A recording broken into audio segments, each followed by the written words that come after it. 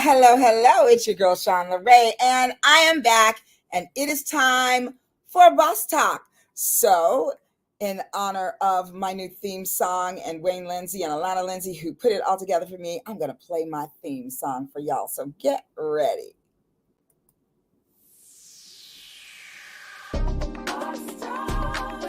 It's that time again. It's Boss Talk time.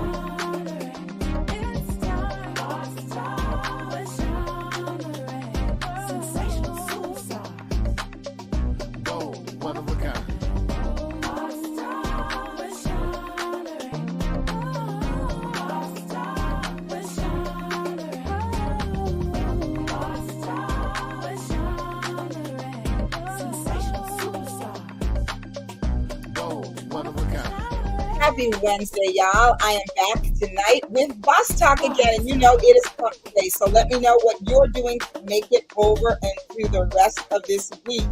We have beautiful weather here in California, so wherever you are, I hope it is equally as beautiful wherever you are. So it's Boss Talk time, and that means that I'm going to bring to you some great conversations from some great people every Wednesday at 6 o'clock. And I'm especially excited about my guest tonight, and I can't wait for you all to meet her. So take this time to go ahead and send out the link. You have the link, send it out to some of your people because it is Boss Talk time. So take a minute, go ahead, send it out. I want to have people on here tonight because we have a great topic we're going to be talking about. And it's Boss Talk time. And I am your host, Sean LeRae. So thank you for tuning in. And just go ahead and put in the chat. Let me know what's going on in your great big old life. And hey there, Mr. Seals. Hello, boss lady, he says. Well, yes, thank you. Hello, good to see you. And thank you for tuning in once again. So, Mr. Seals, take this time and send out the link because you want to get people on here so they can meet my guest tonight and hear what we're talking about. So the first thing I want to talk about is we are in July. Today is July 19th. So we're kind of like halfway through the summer now. And so I want to know what people have planned for the rest of the summer, because I absolutely love the summer months. I live in sunny California, so it's always great weather here. It's always beautiful. Even when I complain about it, it's really beautiful. I got to be honest with you. But I'm from Ohio, so I'm used to those 4 seasons, and I don't miss them. Not at all. Not even a little. No snow for me. None of that. Don't miss it. So I want to know, what are you guys up to out there? What are your summer plans? Are you going? I'm a music girl, so I love concerts and outdoor things. Hey, Miss A. Vega, welcome. It's so nice to have you here tonight. Is this your first time on Boss Talk? Go ahead and chat me up and let me know that if this is your first time here. So, and tell me, what are you up to this summer? Mr. Seals, what are you up to this summer? And I know I am getting in some traveling. I have been to Arizona this summer. It was really hot, but it was amazing. I am going to Santa Cruz this summer, next week, actually. And I am also going to London and Paris. And I'm so excited about that. So shout out to Ernesto Sigismundo, who is sponsoring the Not Your Typical Psychotherapy Conference in London, England this September. And I'll be heading out there to meet my girl. Shout out to Latasha Matthews of Illumination Counseling and Coaching in Georgia. We are going to connect in London and have us a good old time. And we're going to go over to Paris. So shout out to Berenice, who is going to I'm going to get to see again for the first time in I probably met her 7 or 8 years ago at Sarah's Dine and Dance. And she is my friend in Paris. And so we're going to get to connect with her. And I'm very excited about that. So that's what I'm up to this summer. And so, yeah, take a minute and type in the chat what you're up to. As you know, I love to travel, go to new places, learn new things, eat new foods, all that kind of good stuff. So Tonight, as I said, I'm very excited to have my guest come on. She is not just a guest on Boss Talk, she's a friend, a colleague, a soul sister, all of those good things. And she is one of the most amazing things that I love about her is her heart. She has a great big old giant heart, and she has used that heart to turn her profession into a nonprofit organization. She's an amazing actress, writer, director, and all of those things. And my guest took her talents and decided to use them to give back to those who needed her help to learn communication skills and relationship skills, and to be able to turn those into life skills to allow them to live their lives fully and safely and on full tilt boogie like we all want to do. So, you all, I want to bring to you my dear friend Naomi Ackerman, who is the founder and executive director of the Vote Project. Hello, Naomi. Hello. Welcome to Boss Talk, girl. It's an honor to be here with the boss. I'm happy I got to be here to hear all about your travel plans. I'm a little jealous, but c'est la vie, mon chéri. Ah, oui, oui, très bien. So, my dear, I love that you have on your Listen, Act, Change shirt tonight. And had I been thinking, I would have worn mine. That's all right. I live in it, so that's okay. I love it. I love it. Oh, let's see. We have one of my guests is talking about her summer plans. Yes, thank you. Happy guest of Mr. Seals. This summer, be for some beach therapy as much as possible. Happy travels to you and pleasure to meet you first time here. Thank you, Miss Vega. I'm so happy to have you on. And thank you, Mr. Seals, for spreading that word, sir. I appreciate you. So this is a beach girl, a woman after my own heart. I love the beach. Sean Ray should have done this from the beach. Yeah, we should have actually. We weren't thinking. Yeah. So Naomi, tell us first of all a little bit about you. I told the folks that you were an actress, and of course we're going to talk about how we met because that's a great story. Yes. So well, let's start with that. Do you want me to start with how we met? Yes, and that also. So, first of all, I was born in the United States, but I immigrated at a young age to Israel and lived most of my life in the Middle East. And I studied education, special ed, and then trained as a professional actress. And with the grace of God, was commissioned to write a one-woman show that deals with the issue of domestic violence, and had the great fortune to interview lots of amazing. Sorry for that. There's like the door is slamming. I apologize.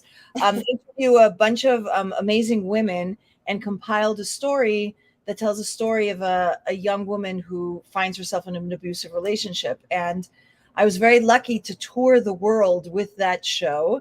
And one of the places that I went was to a synagogue, I'm Jewish, where a friend of mine is the cantor. And little did I know that synagogue hosts a church on Sundays.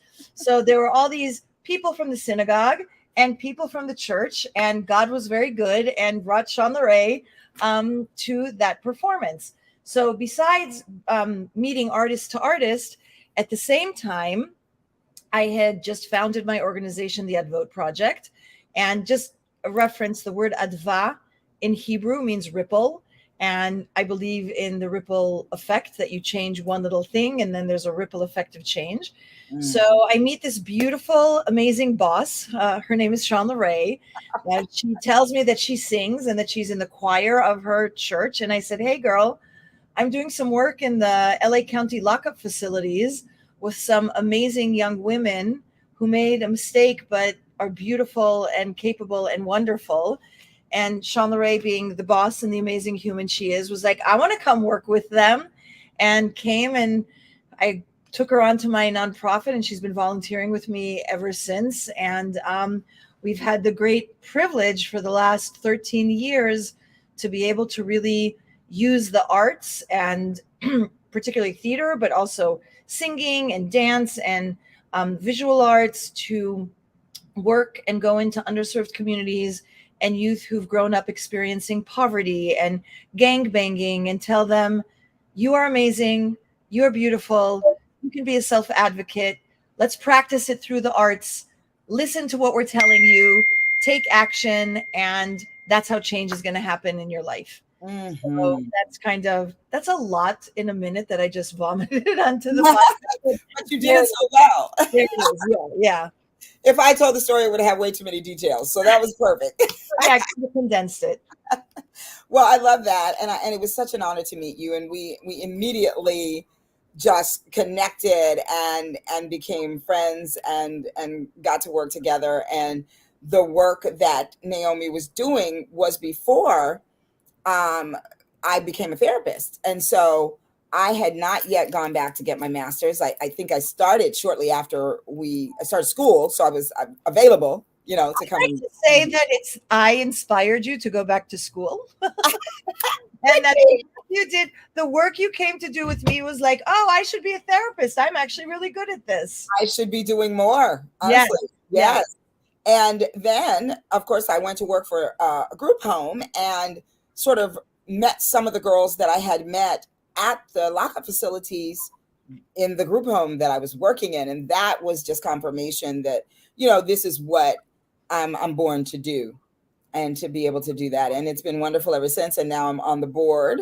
I am the vice presidente of the board. And, I admire so much the work that we get to do. And I'm so grateful. So grateful. It keeps you humble. What's been really exciting is that from just me schlepping up to one lockup facility, we combined two things that are really important: art and love. Yeah. And we took the arts. I went into these lockup facilities and schlepped anyone who would come with me and join my wagon. And we said to these kids, you matter. Your voice matters. You're important. And it worked. And we're really lucky that many people have supported our cause, have made donations. We've got contracts with the state, with the county, and we now have 7 people who do the same thing as I do. We're in 5 different lockup facilities. We have 28 weekly classes, and we're really using the arts to make a ripple effect of change, because there's nothing that makes you feel better than singing and dancing and acting and just doing your thing. And a lot of times also, when we bring a program to a lockup facility, we give youth an opportunity to kind of practice. We create a space where they can practice, where they can fail forward, where they can act out scenarios. And we're like, could it be like this? Could it be like that? And really, I have a beautiful board and people who support the work. And, that's what you need to make change. I love that so much. And I love that you said fail forward. Oh my gosh, that is so, so powerful. Because so much of the time, even as adults, you remember when we were kids and you would just fall down and you'd like dust yourself off and get back up and get right back on the monkey bars or whatever it was that you high rise that you fell from, but now sometimes after life kind of beats us up a little bit, then we get a little bit gun shy and fearful and afraid and self-conscious, and all these things get in the way of us getting back on the horse. And that is what I love so much about these kids and the youth that we get to work with, because they are so resilient and they're so willing, given the opportunity, which is what you provide and we provide with the Advote Project, is the opportunity to dream and to believe and to learn that there are other ways to communicate, to be in relationship with people, and to live your lives. And that is so, so powerful. And then, it always teaches us as well as a board member, you, I'm sure, as the executive director and a hands-on teacher of these young people, have probably learned so many lessons. Yeah. What are some of those lessons? What would you like to share? I think you really nailed it with the word resilience. I've heard these really intense stories, or stories that are really difficult. And, you talked about that you're going to be you talked about how we fall down and we get up and we brush it off. When you're locked up and the consequence for a mistake or a bad choice you made is being locked up or being ostracized from your community or being kicked out of school, brushing it off and getting up is really, really hard. Yeah. And what I've learned from these kids is the power of willpower.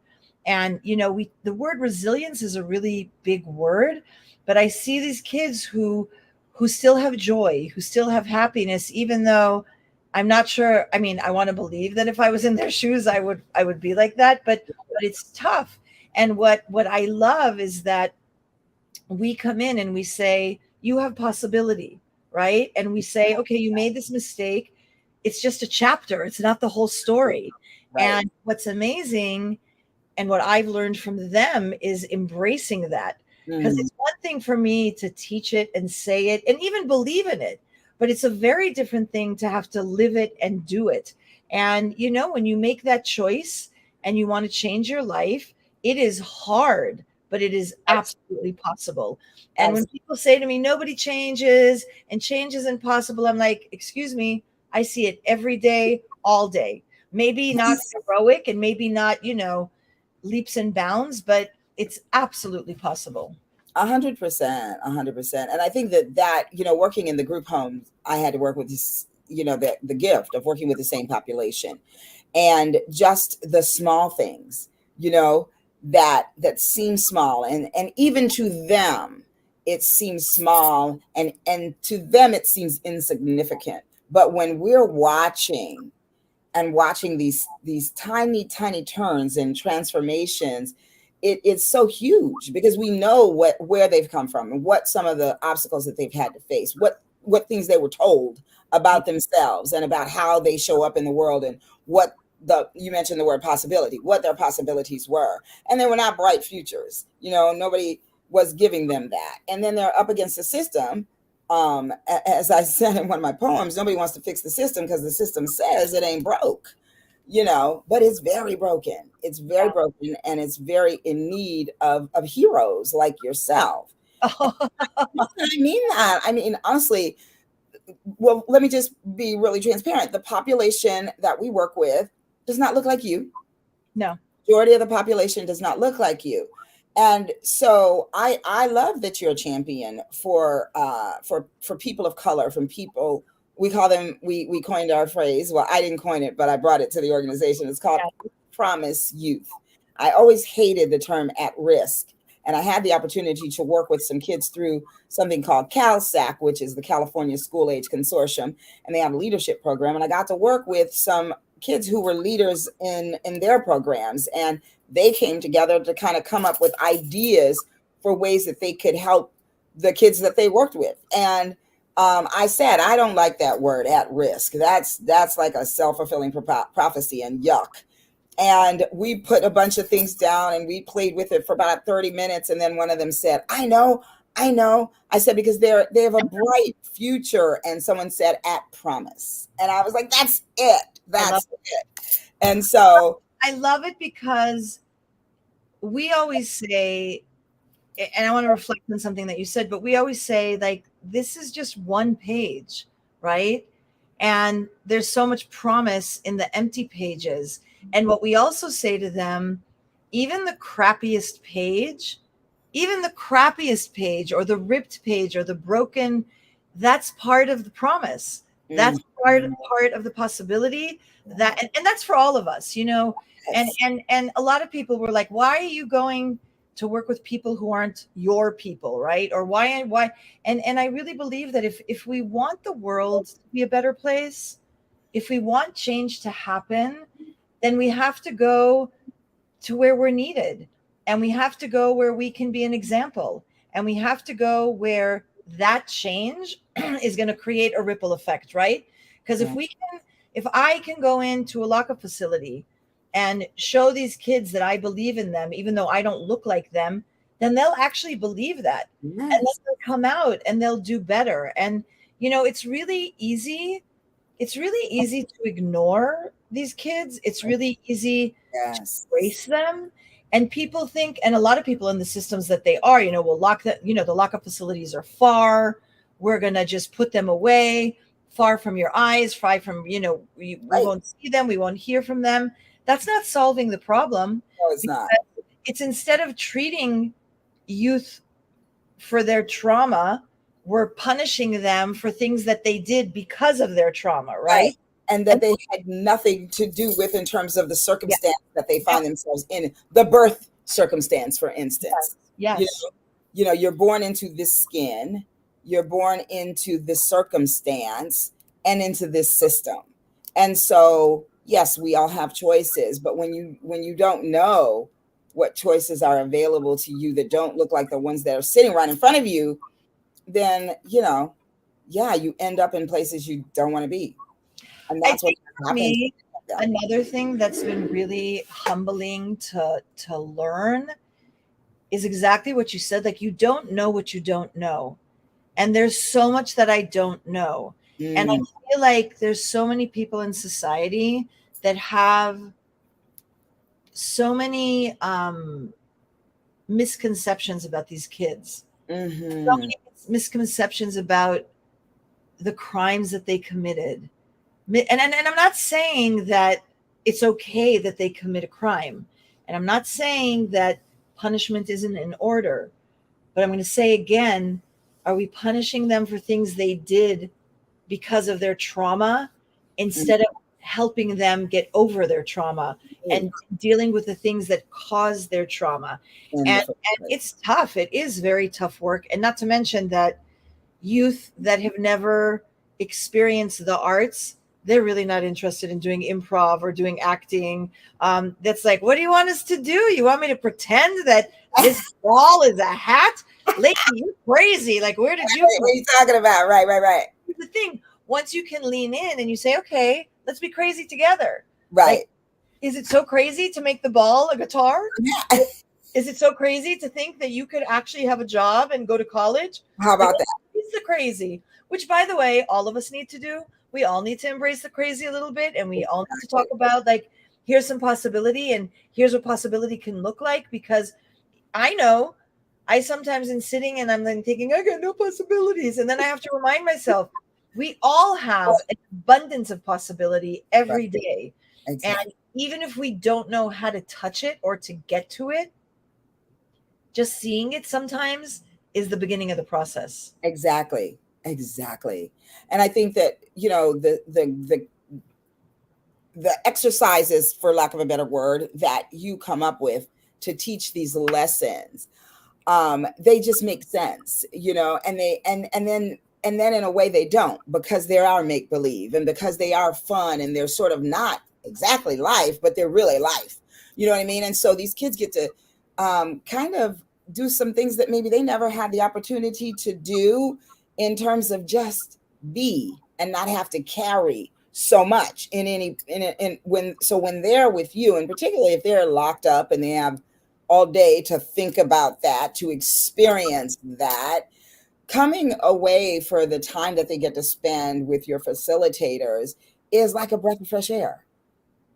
It's like a reprieve from all of the facts of what their lives have brought them to, right? But it's also more than that, because what we pride ourselves in is also giving them tools to be the change makers of their own life. And something so simple that we'll say to a kid, you want the PO to give you a phone call, right? When you say to the PO, you need to let me have a phone call home.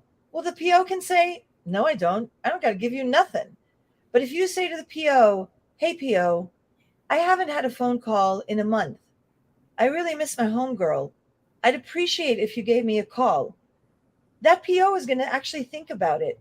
And when we did that once in the class, we were role playing and acting it out. And when the kid acted that out, one kid was pretending to be a PO and one kid was acting. But when the kid who was saying to the PO, before the kid who was acting the PO, the real PO from the back of the room, he said, I'll let you have a phone call. Don't worry. Come, I'll let you have the phone call, right? Because the youth that we work with don't have role models of how to communicate. And one of the reasons why we chose to focus on teaching communication, because that's the ABC of life, right? The Absolutely. relationships that I have in life, they are going to determine what my life is going to be like. And the number one thing that I need to do in a relationship is to be able to communicate. And Mm-hmm. most of these kids, and many, not most, that's a lot of these kids, because they lack communication skills, they get themselves in more trouble. Absolutely. And it's a cycle, and that's a different kind of ripple, right? Like I once had one kid, this was actually a young woman, amazing, amazing, amazing, was on such great behavior. I wrote her this amazing letter of recommendation, and we said goodbye. She went to the judge. We were all sure she was going to get early release. And when I came back the next week, she was there. I said, "What happened?" So she said to me, "Well, I told that judge that he has to effing do this and he has to effing do that, and that I was on well behavior and he should this and he should this." And I said, "Did you use the F word in the courtroom?" And she got really quiet and she says, "Oh." Like she even realized it. Like Got it. that's like, and I said, "We talked about this." And it's not, our agenda is not, I'm not trying to teach people to code switch. I'm not trying to teach people to be polite. I'm trying to teach people how to get what they want. Yes, that's it. You Right. want early release, girl? You want early release? You stand in that court and you suck up to that judge, not in an obnoxious way, but speak politely, speak your truth. Tell them that you've been on great behavior. Tell them you did this great program with the Vote Project. Forget that. Look, I have the recommendation from their amazing executive director, right? There you go. Play the game. Play the game. And here's the thing is that when you don't believe you have possibility, when you don't believe in your promise, you don't think you have skin in the game because you don't think anybody's going to care. And at that same time, when the probation officer from the back of the room said, "Girl, I'll give you the phone call right now," first everybody was like silent for a moment, like myself included. Like I was like, wow, like that was the best thing that ever happened. And then we all started laughing. Like we were all like laughing because it was really funny. And then actually the PO started saying, like, if you girls talk to me like that, I would respond in a very different way. Now, I'm not saying that the POs don't have 50 shades. Sure. But I'm saying on a basic level, if I come into Starbucks and say, "I'd like a latte," I'm going to have a much better day if I come into Starbucks and say, "Give me the latte," right? And it's fun to act that out. And it's also fun to surprise youth to say, you actually have control on how people treat you. Exactly. The barista will be so much nicer to you if you're nice to them. And that's something that they don't always compute because in their world, that currency doesn't exist because no one's nice to them, right? Exactly. So it's an prejudged before, all of that. Yeah. And so I love, and I remember the giant phone that they used. I mean, all of those things just make it all flow and make it so much fun and make it doable, and they still get the lesson. Let's see what the boss talkers are saying out here. I saw one of Mr. Seals said, and this was in reference to the travel of the summer. Well, at this point, it looks like traveling via aircraft a lot more during the summer. That should be fun. Awesomeness. Yay, I'm back. Oh, no. Wi-Fi dropped out for a minute. Okay, nice to meet you as well, Naomi. Thank you. That's nice to meet you, Miss Fagan. And Mr. Seals also said the singer Prince says in order to make change, you have to be a little crazy. That's right. Oh my God, I love that. I need that on a bracelet. Right? Hey, Alan, what's up, brother? Thanks for tuning in. He says, how do I determine if an individual's response is the result of a mineral? I don't know what that, or their conditions are a result of their environment. He probably meant mental. A result of a mental situation or issue, or their conditions are the result of their environment. I honestly believe, Alan, that whether it is mental or I think it's the same thing. I think because even someone who is mental responds according to their environment often, and I think that when someone responds because of their environment, it ends up being a mental thing because we take it in. Do you know what I mean? So I think that that there's really no no real way of knowing, but I think the idea is to respond in a way to both situations and see how, how that result is. But I think that I think most people, want to be respected. And I think that's the thing that society forgets about some of these youth. William C. Sills is glad to see you, Alan. I love the Boss Talk family.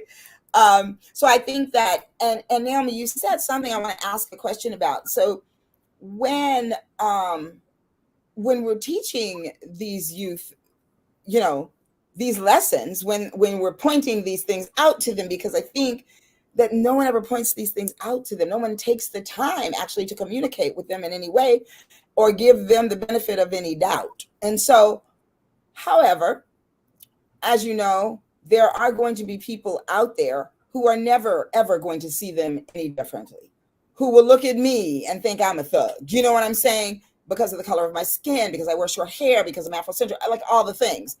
But how then do you help them in the instance when the barista is having a bad day and the barista's not so awesome and lovely, and they go in and they say, may I have a latte, and the barista's acting up? How do you help with something like that? That's actually a really great question, and it kind of connects to the other question. I disagree a tiny bit with you. I do think that some people do have mental, if that was the word that he meant, chemical imbalances, mental issues that are very deep and therefore might respond in a certain way. But the environment that they grew up in, even if you have a mental illness, should have trained you or taught you or helped you to respond in a certain way. Not always are you capable of doing that. What we try to say to them, that's what I was trying to say too. So we're okay. So we agree. So of course we agree. So what I want to say, what we talk a lot to the kids, and this is really hard, is the barista might be having a bad day, and hey, newsflash, it's not about you. And if she's not nice to you, you don't have to do anything about it, because you know what? You're amazing. You're beautiful. You're worthy. And if someone's not nice to you, who cares? And that is a major, major shift in how they think, because particularly in gang involvement, you dissed my hood, I'm going to come and beat you up. And I always say, okay, that person dissed your mom, said something horrible about your mama, right? Is it true what that person said? No, miss, my mom's not this and this. So what do you care if they said it? Why are you going to go and beat them up? And there's a big thing of honor here. And in the street, your honor. And if somebody disses your hood, disses your baby mama or your mom, you need to be strong and show them. And what we try to say to them, you should be strong because from inside you're strong. And that your validation doesn't have to come from the barista being nice to you. Exactly. Your validation needs to come from inside yourself, and you believing in your own promise, and you knowing that you have possibility, and you knowing that maybe you grew up a certain way, or maybe you were even incarcerated, but that's not the end of your story. And there's so many other pages to your story. And if you were really polite and used all of the tools, and and you stood in court and you did all the things, and that judge treated you unfairly, then figure out how to fix it. Not by yelling and cussing at the judge, by proving that he was wrong, by talking to the superior court, by getting people to advocate for you, like me, you know what I mean? So instead of saying, oh, I'm not worthy, I'm at risk, I'm icky or whatever, stop and say, no, it's them. And how do I get around them? This barista was not nice to me, or she didn't give me the coffee that I want. Who's the manager in this store? There.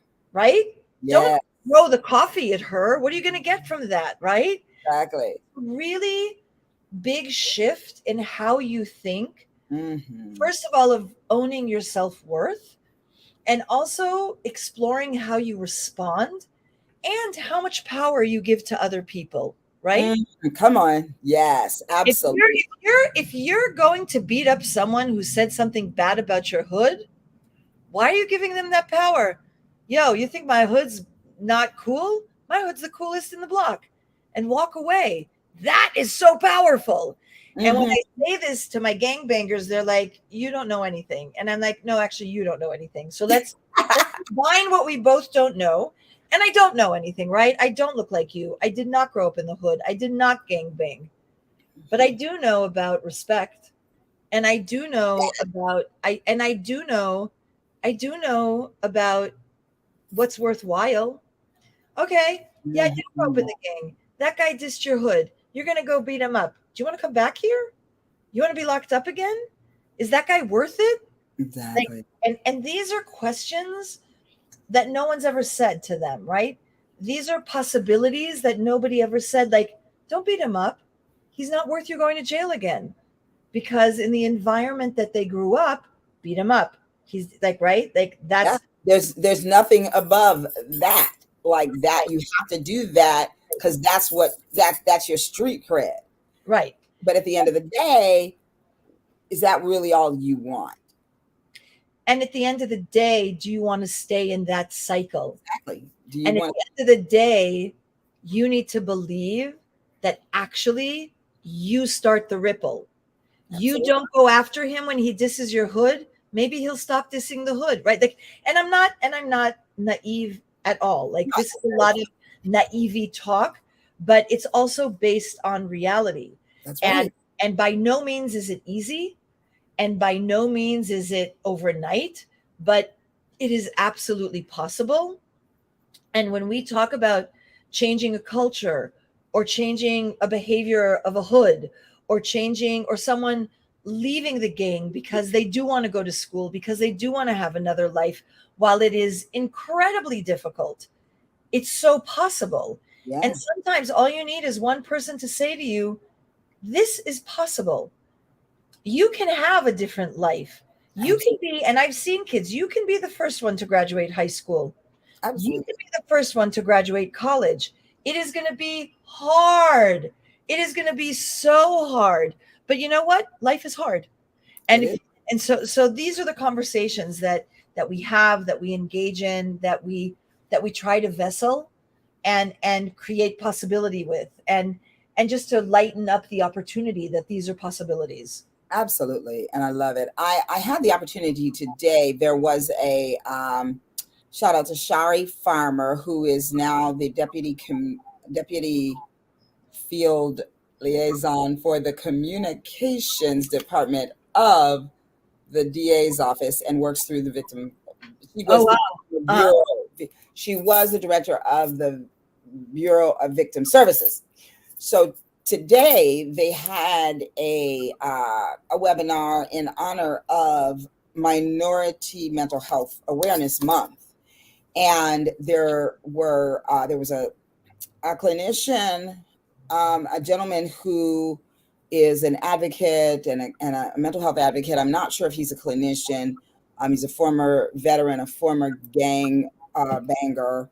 And I just loved everything he had to say. And I was so disappointed when he had to get off to take care of something and he never actually made it back on. But his name is Ryan King. And so shout out to him, because to hear him speak of his experience in the gang and how he's turned himself around. And he made some reference to some of the things that were being said, is that these gangbangers don't talk about mental health, and that mental health conversations, they're not having them. He said, no. He's happy to say that he could go to any one of his boys that he worked with, in the gang or whatever, and that they get together and they do talk about it. They're like, yeah, man, my mental health is out. I need to get with a therapist. I need to talk to somebody. So, that just made my whole heart sing and made me smile, because the more that we have these conversations, the more that people realize that there is another way, that there are other ways to handle situations, that what you teach, relationship skills, communication skills, it all leads to life skills.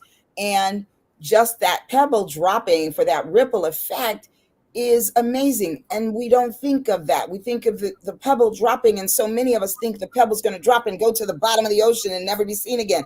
But we don't take the moment to look at the ripple as that ripple is created. And so I honor what you do so much, and the way that you take the time to see the ripple. And so I just had to say that. Now let me see what the folks are saying. Alan says correct. Mental challenges requires a different approach or application compared to a young person acting out because of the environment they come from. So again, I say I have seen both, and it because the youth that are acting out because of the environment that they come from are acting out on their trauma, and much of the time a mental trauma is a mental challenge. So I think it just depends, but I think that respect and honoring a person's space and where they are in the moment, and who they are more than what they've done and what they say, is the way to connect with them, whether it's a mental challenge or an environmental challenge, because that is a challenge as well. So I hope that makes sense to you when I say that, Alan, when I say it that way, because trauma is trauma, and trauma is mental health. Trauma I is also think that mental challenges is really broad. yeah. Like, you can have mental challenges that are triggered by traumatic events. If you have a little kid who saw their mom being beaten by the dad, that's a certain type of traumatic mental challenge. You can have someone who was born with a chemical imbalance or a very low IQ, that's a different kind of mental challenge. You can Mhm. have someone who was born with Down syndrome. That's like mental Right. challenges are it's a very I kind of want to just say to Alan that it's a very broad spectrum, and we have to be really careful to put them all together. Mhm. Someone who I just recently spoke with someone who survived a horrible assault. A young woman suffered an assault by multiple men, and Mhm. that's a completely different type of Right. mental challenge, right? So, and also, by the way, and this is more for you, Sean Ray, there's different, like the therapy and the way we treat different traumas, different mental challenges, the medication, and also the ripple, to use it again. So, this young woman was telling me how she can't sleep because she's so scared. So she's medicated to sleep, but then the medication makes her feel like there's so many ripples of every type of Layers. layers. Yes, thank you. Layers. Not ripples. I just used my own word wrong. But there's so many layers of different mental challenges, and Hmm. different mental challenges require different kinds of therapy, medication, and the environment can be the game changer for everything, right? Like, Exactly. the environment can support someone who has a mental challenge, give Absolutely. them a safe haven, make them feel good about themselves. The 100%. environment can make them feel horrible. And I feel like the mental challenges and the environment, they're kind of married to each other, That's what and I they're, yes. and they're connected to each other. Yes. For instance, thank you for saying what you just did about how the environment can shift. Like when you talk about somebody who has an issue such as a Down syndrome or autism, you have children. When I was in high school, I worked with some kids that had autism at a camp, at a day camp, and I worked with kids who just were. It made me think that autism was something that it doesn't have to be. But these kids were abused and all these other things. I was headbutted by a kid, had to go to the hospital, concussion, at 17 years old in this situation. But then there are children who have autism. Some of them don't have language, but they are in an environment where they are validated, where they are celebrated, where they are given challenges that they can master, and all of those kinds of things. And it makes all the difference in the world.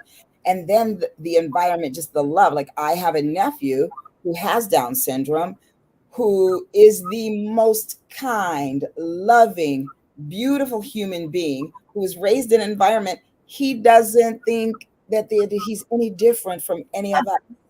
He does not, and it is delightful to watch him. I just love him so much. We've been texting back and forth. He sends me texts of gifts of gospel singers in the choir and all that. I mean, this kid, this young man, is the most warm and heartfelt, heartseat person on the planet. Then there can be somebody else who was not raised in that environment, whose family did not validate them in the way that he gets validated, and who did not love him and who did not challenge him to mainstream a little bit and that kind of thing. And it's a whole nother ball game. So I think you're right, and I do think that they do marry. And I think, with like what you said about mental challenges, I think the people that I see, I am a girl who is a therapist who believes that most of what's in the DSM-5 is trauma. So that's where I live. Let's see what my soror is saying out there. Hey, soror, pardon my tuning in late, listening for golden nuggets that will enrich my understanding of your topic. You look fantastic. Well, thank you, soror. Martha, it's so good to see you. I went to the short side, as you can see. I joined you. And also, trauma and mental challenges of students are issues that educators are inundated with daily. Yes, yep. Martha is an educator in Ohio. Mm-hmm. And I'm sure that, and I really often talk about how important it is that, some education for the educators on trauma and how to deal with it. Not that they have to become therapists, but they need to be aware, because sometimes they can say or do the wrong thing and make a shift that is not good, and just a little bit of understanding in a different way about it can help them make a statement or an action that can make all the difference in the world in a positive way. Yeah, no, yeah. I agree. And I also really agree with what your sorority sister, I'm assuming, said, is that educators every day are faced with trauma, are faced with mental issues, are faced with environmental issues, are faced with parents who demand or who don't demand, or like when a kid comes to the class, they're a whole package of the environment, the mental, the trauma, all brought together. Yes. And the educator's job is to figure out, how do I take this human who has all these different balls of issues happening and yes. help them learn and be their best self.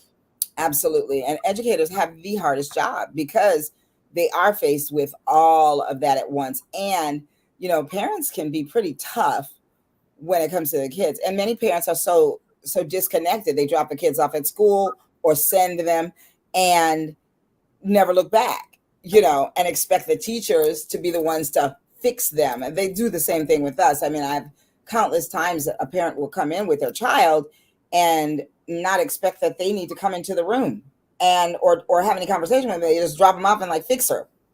And I'm like, oh, no, this is a group effort. Well, also, trauma can be generational. And yes. I wasn't taught how to be a parent. It's like, if I didn't have a great parent, I'm not going to be a great parent. If I wasn't taught how to be a parent, I'm not going to know, it's yes. And that continues on, and that's really important. Absolutely. Intergenerational trauma. It's a cyclical effect. It really is. Absolutely. What are the people saying? Mr. Seal said, well, I did get a chance to meet this young man with autism you're talking about, and he did not see himself any different. It's interesting to watch him interact with those around him. Absolutely. It's actually Downs. Yes, but I know what you're talking about. But absolutely, it is. It's a joy. And he brings joy to everyone around him. Because I'm sure that he was raised with joy. Absolutely. And love and with attention and not being ostracized, exactly. Because he's different. Exactly. Agreed, Martha says. Educators have professional developments to help us understand the students we serve. Absolutely. Absolutely. I love that. And I love those who actually take it in, because there are those that do not. And that's where, the problem happens and the cycle continues. Yeah. So I'm glad to hear that, Soror. Glad to hear that. So Naomi, I love to hear about, I'd love for the audience to hear, because I know, but what are some of the great stories that you have, like some of the big wins that you can tell the Boss Talkers about tonight? Oh my gosh, the big wins. Well, we got a lot of them. We have someone who I met 10 years ago, more like 12 years ago, when she was incarcerated. She's the first to go to graduate high school. She'll be graduating college in May. She's working as a paralegal in a law firm. You know, I didn't know that part. yeah, yeah, Awesome. that's new. That's new. Another one from that same group. She's getting her MSW at Smith College in a summer program this summer, full ride, because she's amazing. You know, young women who are making sure that they are better moms than the moms that they had, and educating themselves, being present. We see so many kids that have changed their lives around, who have, you know, a young woman who was her lived in Mexico. The mom passed away, came to America to look for the dad. The dad was very abusive. She got away from him, then ended up with a boyfriend who trafficked her.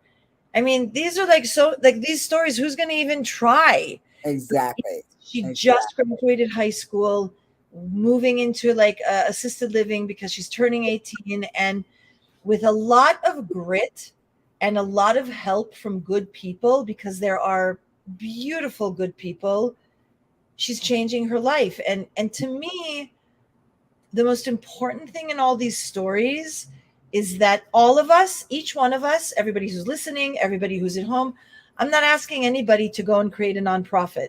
I'm not to be like me. I'm not telling people to go be therapists like you. I'm telling people, what can you do, and go and do it. That's it. Ooh, say You it, girl. and you go and do it. You can tutor a kid in math because God graced you with math, because sure as hell didn't grace me with that. Someone in math. You don't have time, you work a lot, but you have a lot of money. Donate the money to the Vote Project because we do the work. Absolutely. You have no money, come and volunteer with us. You don't have time to volunteer, you don't have money, and you don't know math, but you love to sing, come and sing with us. Like, it's really easy to say, oh, I can't do anything. And I want to challenge anybody who says I can't do anything. Do one thing. Do it once a month. Do it once every 3 months, once a quarter, but do something, because what I know to be true, that it takes a village, that change is hard. Yes. Being the first in your community to do something is hard. And the more the village, the wider the village, the bigger the net, the less the fall. Yeah, And what I love is I have the great fortune to do this work, and this is my life's work, and this is what I make a living from. And I founded the organization, and I'm the boss of my own organization, not like you. But I've had the great privilege to see beautiful acts of kindness. For instance, this young woman who's graduating college, 10 years ago, I had this film crew was filming something for the Vote Project. And one of the filmmakers, in some encounter after she was released, found out that she needs, that she's really struggling in high school. And this intern, without me even knowing, drove from Pepperdine to Whittier twice a week to just help her and tutor her. And, you know, those are the acts of kindness that change the world. And I invite and I challenge everybody to do some acts of kindness, which is a word that we throw around a lot, like be kind, and everybody wears the shirt, be kind. And I want to define that, because I think that we say a lot of things that don't have a definition. So to me, being kind is stepping up a little bit, is tutoring, is helping, is donating, is being present, is volunteering. Not every day, not all day, but what's in your back pocket that you can pull out and give to someone, because that's the only way that change happens. And you absolutely, absolutely need a village. And by the way, the village doesn't have to be people that look alike. Sean Leray is my village. I'm someone else's village. We can be each other's village without being from the same religion or color or background. And it's a really big mistake that people think that they can only help their kind. I love all of that, what you just said. Thank you so much. Thank you. Yes. Well, we're getting close to that time. So I'm putting up some links where you guys can find the Vote Project. There's their Instagram. I put the Facebook up once, and I'll get that back up. I'm going to get the website. Yeah, the website. And Sean Leray, don't forget to tell people about your performance on Saturday night. I will do that in a moment. Thank you. I looked up and oh my goodness, here we go. And this is the website. Thank you. And you can go and see all of the work that is being done. You'll see me on there. Naomi and I got the opportunity to do some videos together at our last gate. Was that for the gala? That was before, or that was last year? I don't remember. There's a lot of stuff. There's a lot of stuff. A lot of stuff is on there. We love doing stuff together. So it's all. We do. We definitely do. And so this is how you can find the Ed Vote Project. Go and find out more about what we're doing. And if you are in the Los Angeles area, volunteer. We always love to hear from people who want to help out. And we also love money. We also love money. So we also love money. Always good. And you go right there to the website, find a way to put some money down. Donate. Bing, bing, bing, bing, bing. Absolutely. So I saw in the chat, someone said, summertime. So looking forward to your music and art fundraiser. Keep up the beautiful work both of you ladies are doing. Girls like me need women like you. Oh, hashtag. I love that. I love that. I love that hashtag. I love that so much. So I am going to show you all a flyer. And that flyer is for my first fundraiser for my nonprofit, which is the William Joseph Brinkley Center for Cultural Affirmation. And we are doing our, hold on, it's down here. Wait, let me just do that. Okay, do you see that? There it is. So it's a Beverly Hills jazzy music and art extravaganza. It is Saturday, this Saturday, July the 22nd, 2023 from 6:30 p.m. until, and that is until Mr. Emmylou, the artist of the gallery, throws us out, and he's a party animal. So it's at 418 South Clark in Beverly Hills, 90211. And it is highlighting the exquisite, rich, and colorful art by world-renowned artist Emmylou. And a portion of the proceeds of the art sales will go to my 501c3 nonprofit organization, the William Joseph Brinkley Center for Cultural Affirmation. And the entertainment will be provided by Black Silk, featuring yours truly, Sean LaRae Brinkley. Sean LaRae and the MC and spoken word artist KGE Jazz Oetry will also be in the house. So we are going to have lots of fun. And I'm going to go ahead and put the I'm going to put up the Eventbrite link, because we do want you to register on Eventbrite, because the artist Emmylou is so kind to prepare or to have sponsor food and wine for us. And so we want to know that everybody can have a chicken wing and a glass of wine. So please go ahead and use that Eventbrite link if you're in the Los Angeles area. We would love to see you on Saturday. I'm so excited. I want to shout out Black Silk, which consists of Leo Valenzuela on bass, Daryl Martinez on keys, Brent, I never know Brent's last name. I just call him Baby Boy Brent on drums, Renee Brown and Monique Brown on background vocals. And Monique will be showcasing her first solo on Saturday. She has a beautiful voice, and it's been 20 years I've been trying to get her to sing with us. So she is joining us this weekend, and I am so excited about all of it. So you can go right there to the Eventbrite. There is no cost to this event. However, we know that you will want to come and purchase some art. It is beautiful. It is world-renowned, as I said before, and there will be some prints that'll be a little bit less expensive for those of you who might be on a budget, as well as there will be ways that you can donate directly to the nonprofit. And so come on out and celebrate and honor William Joseph, who honored me with his life. Let's see. And I'll be there. Naomi will be in the house. And this is how you can connect with me. If you need therapy, holler at me on livinglovedhealing.org. If you need coaching, holler at me at livinglovedcoaching.com. You can follow me on Instagram and get tips on just about any and everything, all things mental health and real life, health, wellness, fitness, holistic health, all of that, and the same on Facebook. And you can find the nonprofit website, and that's where you can donate at www.jwbcenter.com.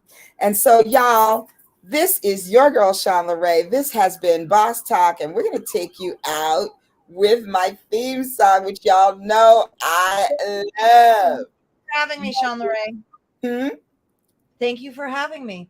Thank you for coming. It's been amazing. So y'all shout out Naomi one more time. Give her some love in the chat. And let's go out listening to the soulful stylings of Wayne Lindsay and Alana Lindsay with my theme song, the Boss Talk theme song. And we'll see you next week at 6 o'clock. Amen. You know what to do. Live loved and shalom, y'all. Peace.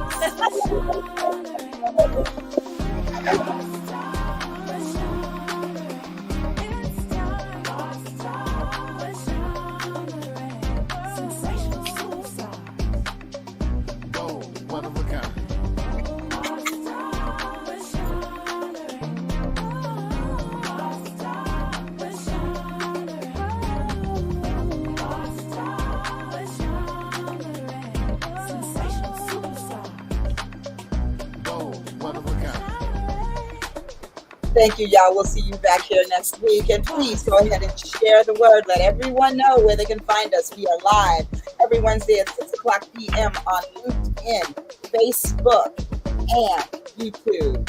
Boss Talk LA. Sean LeRae. Much love to you all.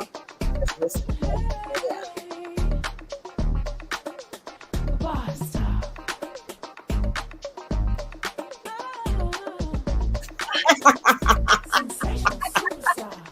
I'm sure we might have a drumstick or two there for you, Mr. Hills. Miss Vega, if you're in town, please join us. Oh, she thinks something. Tuesday, I'm going to ways you guys can out the process and also blah blah blah. Listen, Louise Hay, she's a life changer. Yes, you can heal your life, Miss Louise Hay. Here's a link to everything for the Facebook. What you see. Go ahead and put the rest of it in there, Miss Vega, and it will be on live at all the platforms where we are, which is LinkedIn, YouTube, and Facebook. So please come back and see us again. Thank you. And if you're in the Los Angeles area, please take the link in ours so you can come through and see us on Saturday. We'd love to have you. So I'm going to say good night, y'all.